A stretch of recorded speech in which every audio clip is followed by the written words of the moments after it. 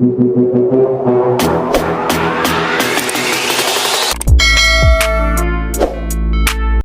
good morning mga boss. And ngayon, may pasensya na at hindi tayo nakapag-upload kahapon kasi medyo ano na tayo. Medyo busy. Sobrang busy natin dahil nga sa medyo pressure na tayo. May hinahabol tayong deadline.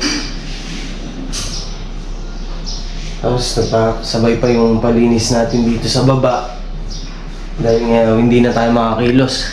Tapos yung dito sa bubong natin, may time na uulan, araw uulan, yung mga tao hindi makapagtrabaho na maayos. Pupunta sila sa taas, tapos bigla uulan, bababa sila, hahanap na naman ng pwedeng gagawin. Kaya imbis na nakakapag-focus sila sa isang trabaho, mayayari ka agad. Hindi magawa dahil nga uulan, araw. Lalo na mataas, napakahirap maghanap ng dadaanan pababa. And pipilitin natin kung ano yung kaya nating matapos ngayong araw. Siguro magpapapintura tayo dito sa taas. Tapos ako nagtatrabaho din. Kailangan kong pumilos. Hindi pwede yung ikot-ikot ka lang na magaan. Basta napakaraming sana makaya namin. Kailangan magpapapunta pa tayo ng ibang tao. Gagawin natin para marami tayo matapos. Umusal muna tapos trabaho na.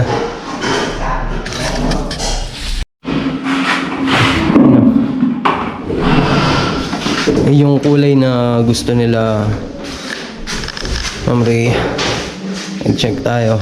Ayan, sample. Tapos dito sa may liwanag, hindi siya masyadong kita, pero basa pa kasi to, kaya medyo hindi pa makita na maayos. Pagka medyo nagtuyo-tuyo na yan,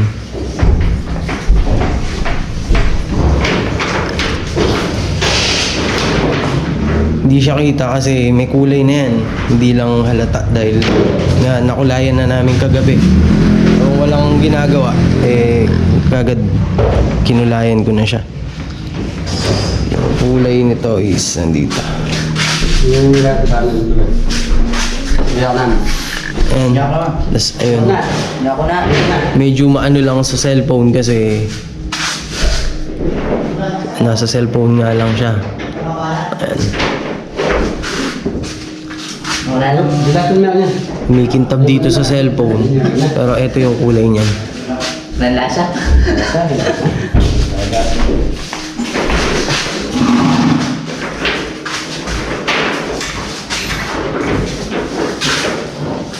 Pare-parehas ni halo, Raj. Pare-parehas ni. Tapos salina mo muna ng konti yan para yun ang gamitin mo sa taas.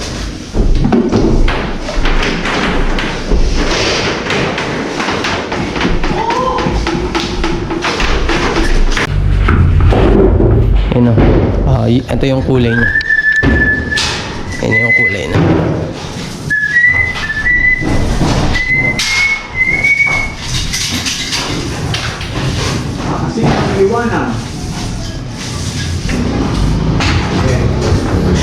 Si Tito Alan nandun sa kabila. Sila yung nagtutuloy dun sa framing ng kisame dito sa may sa may master. Tapos pagyari dito, susundan ko na sila, maglalagay na akong kisame, yung PVC panel. Sila pa rin tope yung sa baba, yung dadaanan ng floor drain natin sa sa may CR dito sa taas. Marami palang babaguhin sa may linya ng CR dahil nagbabara. Kaya problema ngayon, kailangan magbasal na naman ng panibago. Yun lang, adjustment na naman sa trabaho. Imbis na dudugtong ka na lang doon sa dati, hindi pwede. Magbabago ka talaga.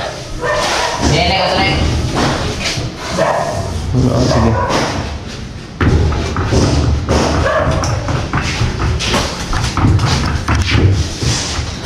Kung ano, meron. Ayan o. Nail gun. Para mas medyo mabilis. Kuha mo doon.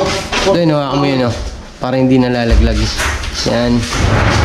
Pero lang. No. Ano mo? Kuha. Yan siya. Ganun yung epekto ng nail gun. Mas mabilis. Medyo alanganin lang yung pwesto. Taas mo lang ng konti ito doon, no? Yung sa kabilang side. Kaya ulit. Hindi ko ito kasi. Kasi ito ano.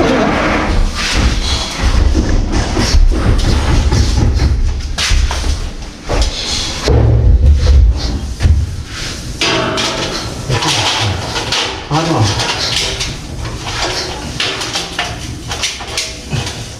Okay. Okay.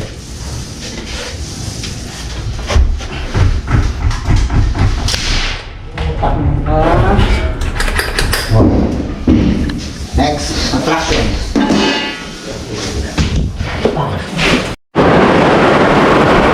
Ayan, umuulan na naman. Yung naayos nilang PVC para dito sa mga downspout, sa lahat sa linya ng tubig, hindi na naman magagawa. Dahil eto, umuulan. Tapos naman ulan.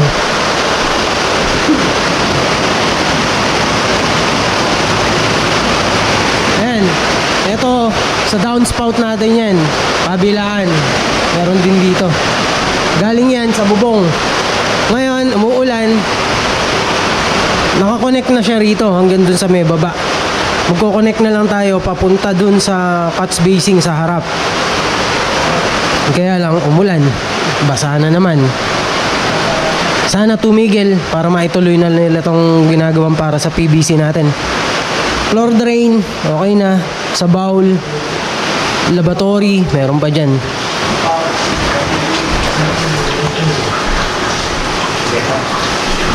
Ang problema dito.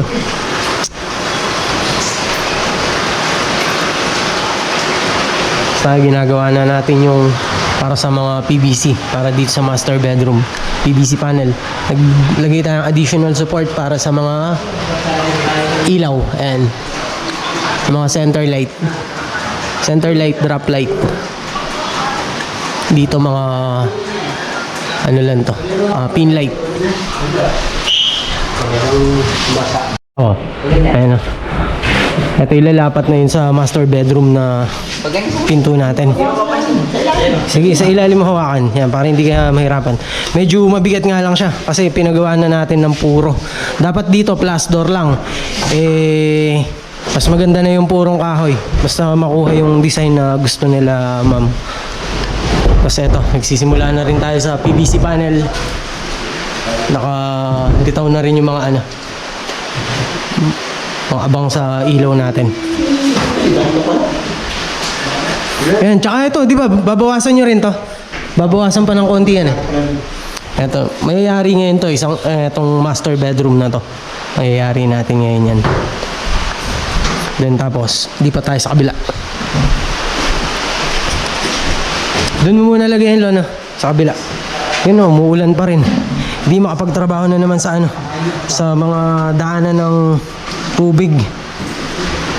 Yung eto nga, hindi pa natin inaalis dito kasi nagche-check pa tayo na may kung tutulo sa taas. Kasi pagka may tumulo at wala na tayo rito, back job yun. Ay gusto ko sure muna na wala nang tutulo, tsaka natin kikisamihan. Mahirap na kasi pagka nabuo na to tapos wala ka ng pagdadaanan, mas malaking problema. Yung pare doon natin lalagyan. Magkatapat sila nun sa kabila. Magkatapat na yan. Para sa pin light. Tapos may mga spot pa to. Kulay na yan. Nakakulay na yan. Kaya lang syempre may konting retouch dahil pangit tinitingnan. Pinapamasilyahan natin ng konti.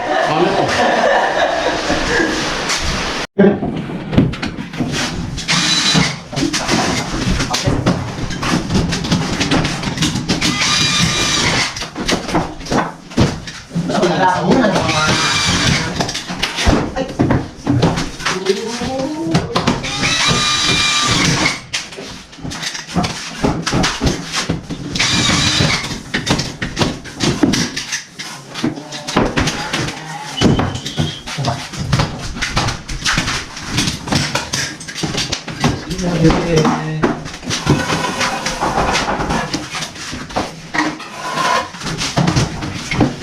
ko isa akong mag-kasi.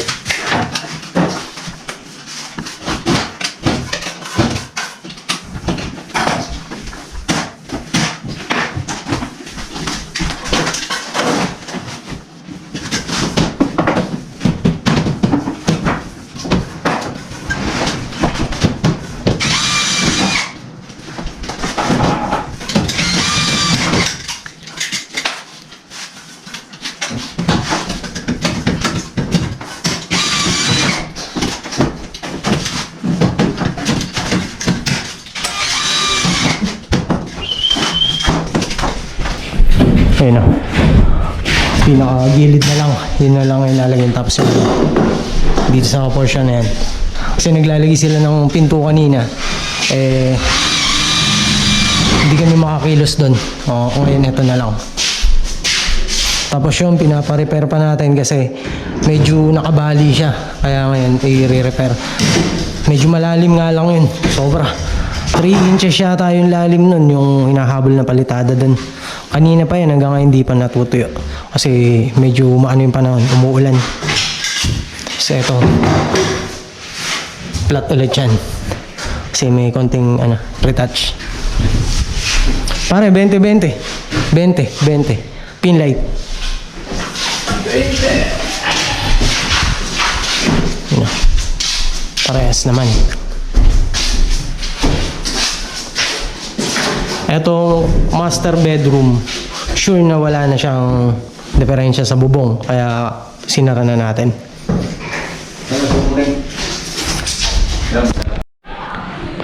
Ayan, tapos na lahat yung ceiling natin dito sa master bedroom. Ayan. Ito na lang. Tapos yung coating na to, okay na rin siya. Bali, yun na lang. Yung sa may karugtong niya, yung in-extend natin.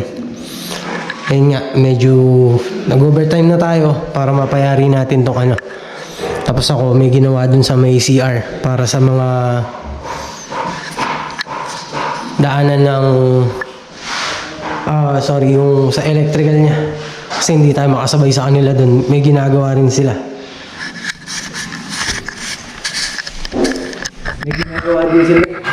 May ginagawa din sila dun na yung mga floor drain, tapos lahat ng PVC pipe, yun ang ginagawa nila doon. Kaya medyo hindi tayo makasabay sa electrical, tapos ako nga yung gumawa dito sa may PVC panel. And sana ngayong linggo makadami na tayo mayari. Gusto ko na siyang talaga matapos yung dito sa taas. Kaya na, hindi basta-basta kasi check muna natin lahat nung pinalitan natin roofing dahil baka pag nakisamihan biglang may tumulo o magka-problema, mahirap na. Mas maganda na yung nasigurado muna natin siyang walang problema bago natin kinisamihan. Baka kasi bigla mag-back job tayo, mas mahirap. Nag-final muna ako. Kasi Tito Alex nga yan. Kanya-kanya na kami ng trabaho. Sila, Tito Alex, bali dalawa sila. Ngayon, si Tito Alan, dalawa rin sila. Isang labor, tsaka siya. Tapos si Parin Tope, isang labor, tsaka siya. Ako mag-isa dito sa PVC panel. Ako lang nahalos. Tapos tinulungan nila ako kanina nung umulan. Yan, dahil hindi nila magawa yung mga PVC pipe natin dahil yung tubig dumadaan na doon. Hindi rin tatalab yung pandikit ng PVC pipe. Mga PVC cement natin, hindi rin tatalab kaya tinigil muna. Tinulungan ako dito sa Kisame. And then ngayon, kanina bumalik ulit sila. Pinabukas ko yung isang septic tank para yung CR dun sa taas, yun yung gagamitin na septic tank para dun. So yun yan, si Tito Alex. Kayayari lang din niya. Tinapos niya tong master tsaka yung sa isang kwarto. Tapos na lahat na to. Dalawang kwarto tapos na. Ayan. Bali dito, Binil na lang. Then, itong pinto. Okay na. Sana makaya. Yan. Ano mga boss? Bukas na lang po ulit. Thank you.